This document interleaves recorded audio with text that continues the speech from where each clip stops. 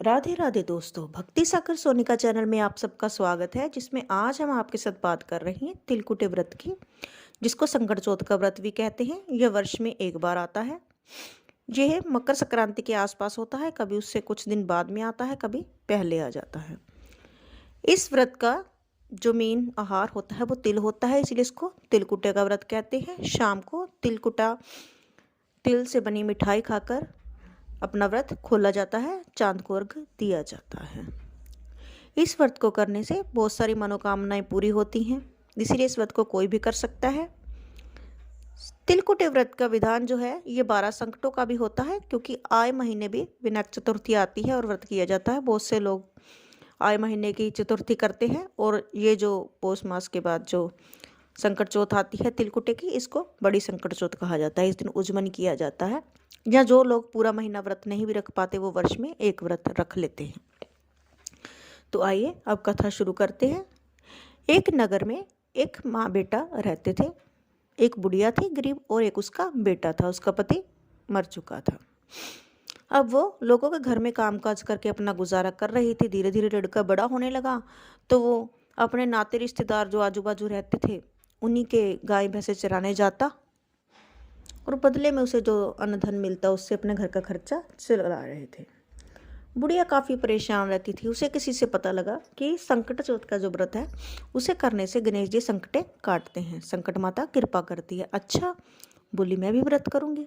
इसी तरह से वो व्रत करती रही, करते करते बहुत टाइम बीत चुका था। और एक दिन बड़ी संकट चौथ, जिसको कि तिलकुटा का व्रत कहते हैं, उसका वो व्रत था। अब उसकी जो देवरानी जेठानी थी, मतलब लड़के की चाची ताई, वो उस पर जलती थी। उनके पास कुछ हिस्सा बंजर जमीन का आता था और वो उसको भी हड़प करना चाहती थी। तो उन दरानी जेठानियों ने सोचा कि क्यों ना इसके लड़के को यहाँ से भगा दिया जाए किसी तरीके से, ताजो इसकी ज़मीन पर भी कब्जा हो जाएगा। तो उन्होंने एक दिन क्या किया, लड़के को सिखाना शुरू कर दिया कि तेरी माँ तुझे तो धूप में भेज देती है, तू तो गाय भैंस चराता फिरता है, और वो बाद में मिठाई बना बना कर खाती है। वो बोला नहीं चाची ताई, ऐसा नहीं हो सकता काकी, मेरी माँ मुझसे बहुत प्यार करती है। जो भी मतलब लोगों के घर में कामकाज करके आती है, जो मिलता है हम दोनों माँ बेटा शाम को मिल बांट कर खाते हैं। वो बोली ना, तुम्हें तो वो भेज देती है, और ख़ुद वो बाद में लड्डू बना बना कर खाती है। अगर तुम्हें यकीन नहीं आता तो जाकर देख लो, तुम्हारी माँ ने बर्तन में आज लड्डू बना के रखे होंगे। उस दिन तिलकुटे का व्रत था। लड़का अंदर आया और आते ही क्या देखता है कि माँ के बर्तन में अंदर तिलकुटे के लड्डू पड़े हैं। वो देखते ही कह रहे थे माँ तुमने लड्डू बनाए? वो बोली हाँ बेटा, आज मेरा संकट माता का व्रत है, इसीलिए मैंने लड्डू बनाए हैं। शाम को चांद को अर्घ्य देंगे और दोनों माँ बेटा प्रसाद खाएंगे। उसे बड़ा धक्का लगता है कि चाची ताई जो भी थी वो सही बोल रही थी। तो उसके मन में आ जाता है कि रोज़ रोज़ के कला कलेश से अच्छा है, ये गाय भैंस चरण से अच्छा है कि मैं विदेश जाऊँ और कोई कार्य करूँ। इसीलिए वो अपनी माँ से कहता है कि मैं तो बाहर जाऊँगा, कोई कार्य करूँगा, यहाँ गाँव में तो मेरा कोई बसेरा नहीं है, शहर में जाऊँगा दूर देश, और वहाँ जाकर अपना काम देखूँगा। वो रोने लग जाती है कि बेटा मेरे पास तो पहले कुछ नहीं है, पति पहले ही नहीं रहा, अब ये बेटा भी नहीं रहेगा तो मैं क्या करूँगी। लेकिन बेटा हट कर लेता है, तो वो मान लेती है। बोली ठीक है, संकट माता तुम्हारी रक्षा करे, तुम्हारे संकट काटे। ये लो बेटा, ये तिल चोल ले जाओ, और यदि मैंने इस संकट माता के सच्चे मन से व्रत रखे हैं तो तुम्हारे रास्ते में जो भी भीड़ आएगी वो सारे संकट माता कट लेगी। तुम इस तिलचोली को गिराना और हाथ जोड़कर संकट माता को याद करना। पहले तो वो लड़का आम लड़कों की तरह कहता, अरे जाओ जाओ माँ, इससे क्या होता है। लेकिन माँ के ज़्यादा कहने पर, माँ का मन रखने के लिए वो उस पोटली को अपने साथ ले जाता है। पहले कोई सुख साधन तो थे नहीं आवागमन के, और कुछ गरीबी भी थी, उसी हिसाब से वो लड़का पैदल चल रहा था। चलते चलते जंगल हो गया। अब जंगल में क्या दिखता है कि एक शेर आ गया, और शेर कहता है कि मैं तो इसको खा ही जाऊंगा, गर्जने लगा। अब वो सोचता है कि अब क्या करूं, कभी शेर पे पत्थर मारे, कभी कुछ करे। फिर उसके याद आता है कि माँ ने एक पोटली दी थी, क्यों ना उसको आजमा के देख लिया जाए, नहीं तो शेर तो खा ही लेगा। वो क्या करता है, उसमें से वो तिल चावल जो होते हैं पोटली में से निकाल कर उस शेर के आगे मतलब हाथ में लेकर उसको हाथ जोड़कर संकट माता को याद करता है कि हे संकट माता, यदि मेरी माँ ने तुम्हारी सच्ची संकट का व्रत रखा है तो मेरी ये संकट हरो, मेरी विपदा हरो। संकट माता की कृपा हो जाती है और वो जो शेर होता है वो अपने गुफा में वापस चला जाता है। वो तो देखता है अरे ये तो कमाल हो गया, चलो आगे देखते हैं, क्या पता शेर का ध्यान ना पड़ा हो। आगे जाता है तो आगे नाग देवता को देखता देखता कि नाग तो मुझे डसेगा, कभी छड़ी उठा, कभी वहाँ से पत्थर उठा। फिर उसके दिमाग में आता है कि अगर शेर जा सकता है तो असली पछतावा तो अब होगा, अब देखते हैं कि क्या इससे ये नाग देवता भी जा सकते हैं। वो फिर तिल चावल बाहर निकालता है और संकट माता को हाथ जोड़ता है कि हे संकट माता, यदि मेरी माँ ने सच्चे मन से तुम्हारा व्रत रखा है तो मेरे संकट हरो। संकट माता की फिर कृपा हो जाती है। वो जो नाग देवता होते हैं वो भी अपनी बिल में चले जाते हैं। वो तो कहता है अरे कमाल ही हो गया ये तो, कभी ऐसा हुआ है कि नाग छोड़ दे और शेर छोड़ दे। चलो आगे देखते हैं आगे क्या बनता है। आगे देखता है तो बहुत बड़ी नदी, बहुत बड़ा दरिया होता है। अब वो और भी घबरा जाता है, अरे चलते चलते ये क्या, ये तो नदी दरिया आ गया, मैं इसको कैसे पार करूँगा, कोई नाव भी नहीं है। और यदि पीछे चला गया, पहले तो बच गया, नाग देवता से भी बच गया और शेर से भी बच गया, अब तो प्राण नहीं बचेंगे, अब क्या किया जाए। फिर वो कहता है कि यदि मुझे शेर से बचाया, मुझे नाग से बचाया, तो क्या पता संकट माता मुझे इस बार भी कोई हल दिखा दे। वो फिर से अपने तिल चावल पोटली में से निकालता है, फिर से संकट माता को याद करता है, हे संकट माता, यदि मेरी माँ ने तुम्हारा व्रत किया है तो मेरे पर कृपा करो, मेरे संकट हरो, मुझे रास्ता दिखाओ। इतने में क्या होता है, वो जो विशाल नदी होती है वो रास्ता छोड़ देती है और वो वहाँ पर रास्ता बन जाता है और वो पार करके चला जाता है। जब वो दूसरे किनारे पर पहुँचता है तो वहाँ पर एक झोंपड़ी में एक बुढ़िया माई बैठी होती है और वो खीर पूड़े पका रही होती है। गेट खड़काता है, कौन है, कौन आया कौन आया। देखा माँ, मैं तो उस पार से इस पार आया हूँ, मैं तो किसी को नहीं जानता। ये देखकर वो बुढ़िया माई रोने लगती है, फिर हंसने लगती है। रो रही होती है पहले वो, फिर हंसने लगती है। अच्छा, बड़ी खुश होती है, माँ तुम मुझे देखकर हंसी और पहले रो भी रही थी, मुझे बहुत भूख लगी है, मुझे कुछ खिला दो। वो बोली आओ बेटा बैठो। कह रहा आप रो क्यों नहीं थी और पूड़े खीर पूड़े पका रही हैं और रो रही हैं, खीर पूड़े तो खुशी में पकाए जाते हैं।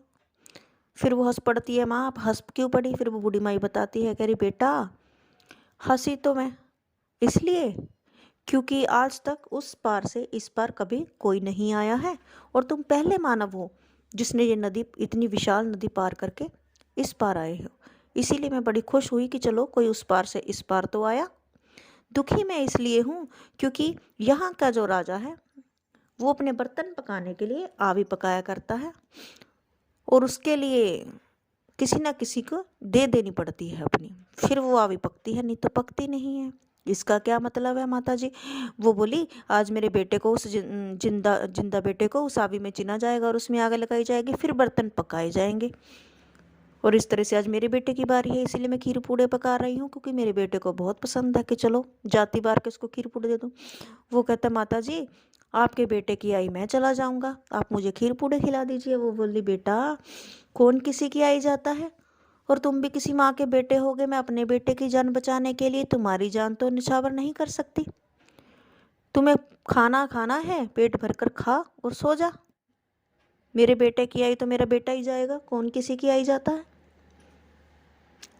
लड़का सुबह का थका हुआ था, रात हो चुकी थी, उसने अपने पेट भरकर खाया और सो गया।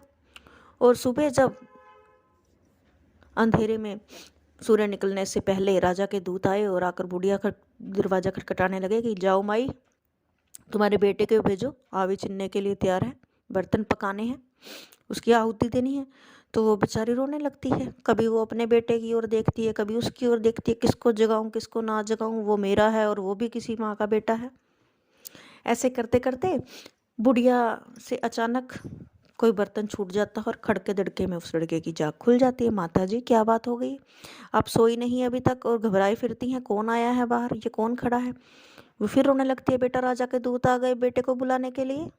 तो मैं सोचती हूँ क्या करूँ, अरे माँ तूने मुझे क्यों नहीं जगाया। बेटे मैं तुमको कैसे जगाती, तुम भी किसी माँ के बेटे होगे, अपने बेटे को जगाने की भी हिम्मत नहीं है और तुम्हें जगाने को दिल नहीं करता था। बोला कोई बात नहीं माँ जी, फिक्र मत करो, मैं जाऊंगा। और वो चला गया।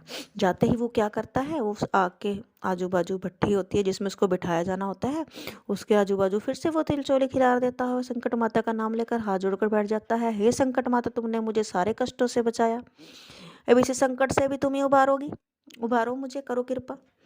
ऐसा कर कर वो बैठ जाता है। बर्तन चिने जाते हैं, आग लगा दी जाती है।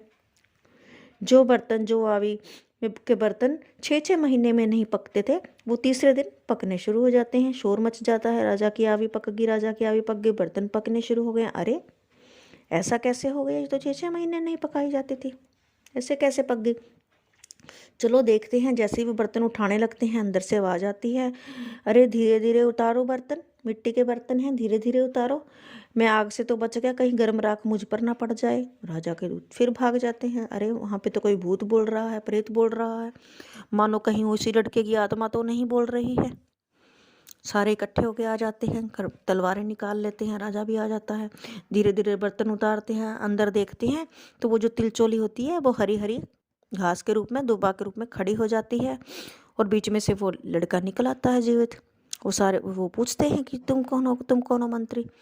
फिर वो बताता है कि मैं कोई भूत नहीं हूँ, कोई प्रेत नहीं हूँ, मैं तो वही लड़का हूँ जिसे आपने इस चलती आग में बिठाया था। अच्छा, राजा के पास ले जाते हैं। राजा भी हैरान हो जाता है, अरे जो जलती आग में से बाहर आ गया वो तो अमर हो गया, क्यों ना मैं इसके साथ अपनी बेटी की शादी कर दूं, इससे ज़्यादा किस्मत वाला और कौन होगा। वो राजा उसको कह देता है कि मैं तुम्हारे साथ अपनी बेटी की शादी करूंगा। अगर राजा जी मेरे पास कुछ नहीं है, अरे तुमने, जिसने मृत्यु पर विजय हासिल कर ली उसको और क्या चाहिए, मैं तुम्हें अपना राजपाट दे दूंगा। उसको अपनी बेटी दे देता है, वो बेटी के साथ वहीं रहता है। घर जाए तो जाए कैसे, झोंपड़ी में कैसे रहे ले जाकर राजकुमारी को। तो एक दिन ऐसे ही ऊपर खड़ा होता है। अब उसको आगे जो बहुएं होती हैं वो ताने मैने मारती हैं, भाभियां, कि अरे अच्छी ननद भी आई है तो यहीं पे रहने लग गई। उसका मन बड़ा उदास होता है, वो ऊपर चली जाती है भाभियों के ताने मैंने सुनकर।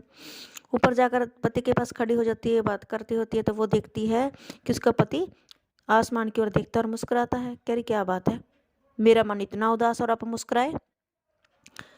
कह रहा हाँ वो देखो, ये जो बादल आ रहे हैं ना, ये मेरे घर की ओर से आ रहे हैं, मतलब जिस ओर मेरा गांव है। अच्छा तुम्हारा भी घर है? हाँ मेरा भी घर है, मेरी भी माँ है। तुम्हारे पिताजी को पता है कि मेरी भी माँ है? तुमने मुझे तो बताया नहीं। अरे क्या बताऊँ, हम गरीब गरीब परिवार से संबंधित हैं, तुम महलों की राजकुमारी, तुम्हारा कहाँ वहाँ दिल लगेगा झोंपड़ी में, क्या खाओगे क्या बनाओगे, इसीलिए मैं तुम्हें वहाँ लेकर नहीं गया। ना ना, कह रही ससुराल तो जैसा भी हो उसी में राज होता है, मैं तो अपने घर जाऊंगी। वो बोला राजकुमारी तुमसे वहाँ रहा नहीं जाएगा। कह रही कोई बात नहीं, मैं तुम्हारी झोंपड़ी में रह लूंगी, लेकिन मैं अपने ससुराल जाऊंगी, मुझे रोज रोज भाभी के ताने मैंने नहीं सुने जाते। नीचे जाती है, अपने पिताजी से कहती है, पिताजी पिताजी हम तो ससुराल जाएंगे, हमारे जाने की तैयारी करें। पिताजी खुश हो जाते हैं कि वाह आज मेरी बेटी ससुराल जाएगी, पिता के लिए इससे बड़े भाग्य की बात क्या होती है कि बेटी की विदाई की जाए। राजा उसको बहुत सारा दान मान देकर हीरे मोती जवाहरात घोड़ा हाथी खूब दान दहेज देता है और उन्हें विदा करता है। बैंड बाजे बजते हैं, राजकुमार और वो लड़का और वो राजकुमारी अपने शहर के लिए विदा हो जाते हैं। उधर वो जो लड़के की माँ थी बूढ़ी बेचारी, वो रोती रोती आंखों से अंधी हो गई, और उसकी जो दरानी जिठानियाँ रोज आकर उसको ऐसे ही भकाती कि रे तेरा बेटा आ गया, ले तेरा बेटा आ गया।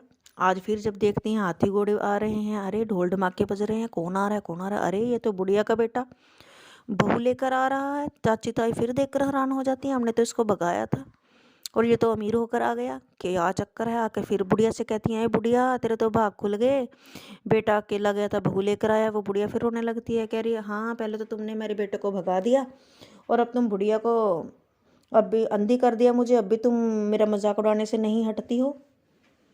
कहाँ आ गया मेरा बेटा? वो बोली ना सच में तेरा बेटा आ रहा है। गांव वाले कहते हैं हाँ तेरा बेटा आया है, राज रानी लेकर आया है, साथ में तेरी बहू लेकर आया। अच्छा मुझे कैसे पता लगेगा, इतनी देर बाद मेरा बेटा आया है। वो चाम की चोली पहनकर बैठ जाती है और संकट माता को याद करती है, हे संकट माता, यदि मैंने आपका व्रत सच्चे मन से रखा है तो मुझ पर कृपा कीजिए। जैसे ही मेरे बेटा बहू मेरे सामने आए तो मेरी छाती से दूध की धारा बहनी चाहिए। संकट माता कहती तथास्तु। जैसे ही वो बेटा बहू आते हैं, आकर माँ के चरण पकड़ते हैं, उसकी छाती में से दूध की धारा बहने लग जाती है और बुढ़िया माई को दिखने लग जाता है। बस अरे बेटा तू बहू लेकर आ गया, मुझे तो ये था कि मैं ऐसे ही मर जाऊंगी, कभी तुझे देख नहीं पाऊंगी। वो माँ के चरण पकड़ लेता है और माफ़ी मांगता है, माँ ये सारे तेरी संकट माता का ही प्रताप है, जो तूने व्रत किया था ये उसी का फल है कि आज मैं अकेला गया था और बहू लेकर आया हूँ, साथ में बहुत सारा धान धान लेकर आया हूँ। तो बुढ़िया माई संकट माता का जय जयकार करती है। बेटा, बहू और बुढ़िया माई तीनों मिलकर संकट माता का व्रत रखते हैं। जैसे संकट माता ने उनके संकट काटे, उनके अच्छे दिन आए, वैसे सबके संकट काटे, वैसे सबके अच्छे दिन आए। हे संकट माता, सब पर कृपा करना, सबकी इच्छा पूर्ण करना।